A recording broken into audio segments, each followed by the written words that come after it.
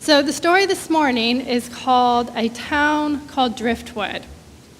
I'm going to go ahead and get started while everyone moseys their way on down here.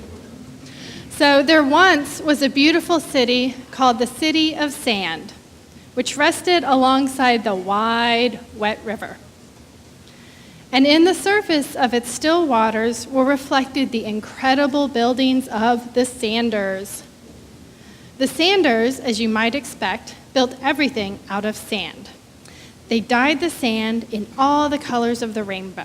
So red, orange, yellow, green, blue, indigo, and violet. And with their top secret glue, they shaped and molded the sand. The city of sand was beautiful. Towers and minarets gilded the sky in a colorful sandscape. The Sanders were artists, and they were great artists, but they were not very kind. Not to each other, and certainly not to the dusters, who lived among the ruins on the high, dusty hill outside of town. The dusters rarely tried to make anything beautiful because they were too busy surviving, and they were very good at that. Thank you. They could build a house out of just about anything, and it was said if they had to, they could even squeeze water out of a stone. And for as long as anyone could remember, the Sanders lived by the river, building their great sand buildings while the dusters did their best to survive up on the high hill. The Sanders looked down on the dusters, of course, for being so dusty and simple. The dusters were not even allowed to set foot in the city of sand because they might dirty it. But one year, just as the harvest festival arrived, the still river began to rise. And the waters rose and rose for no reason that anybody could see. Not even the oldest sander or duster had ever seen such a thing happen before. At first, the Sanders found it amusing. But then, as the waters lapped at the sand walls at the edge of town, their amusement turned to fear.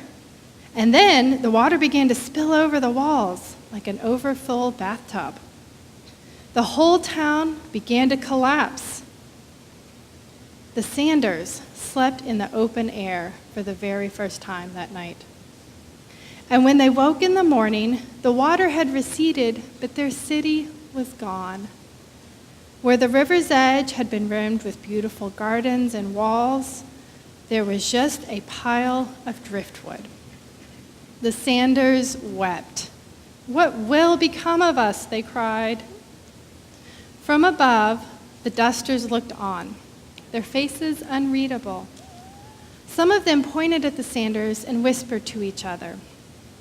Then, in a large bunch, they came down the hill towards the devastated city. The Sanders didn't know what to expect. The dusters quietly divided into work parties. They pulled apart the tangled driftwood and sorted it by size and shape. And then they started building. The Sanders may be snobs, but they do admire cleverness.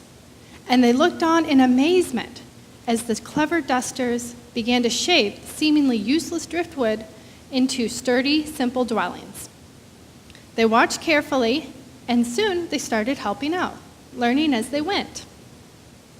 And when the red sun sank, they worked straight through the night, working by starlight.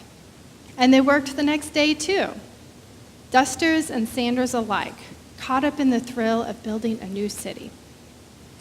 And as the buildings rose sturdily, the Sanders came into their own, teaching the dusters how to carve and decorate the wood so that it was not only sturdy, but beautiful. The dusters were great at raw building, but they never paid much attention to beauty. They all had so much fun that they kept right on building even after there were enough houses for all the Sanders. And they finished just as the harvest moon began to rise in the east. The dusters brought down all the food they had and threw a great harvest feast. Their foods were not spicy, delicate, or syrupy like the fancy foods that the Sanders loved, but all of the Sanders' food had been lost in the flood. And besides, an empty stomach and good company can make any food taste divine. So all together, they feasted on seeds, roots, berries, and pancakes made out of ground nuts. And stories and songs passed like lazy birds through the night air. And the dusters never left. It felt right to be together. And so they became one people, and they named their city Driftwood, so that they would always remember where they came from. All right. And now we're going to light our flame to pass over to our chalice. Do I have a volunteer that would like to help this morning? Claudia? Okay, come on up. Do you want me to hold your dolphin? Okay. I'll hold this one. Let's hold it up high. All right. So from generation to generation, we light this flame of religious freedom, and we will follow Claudia out as we sing Go Now in Peace.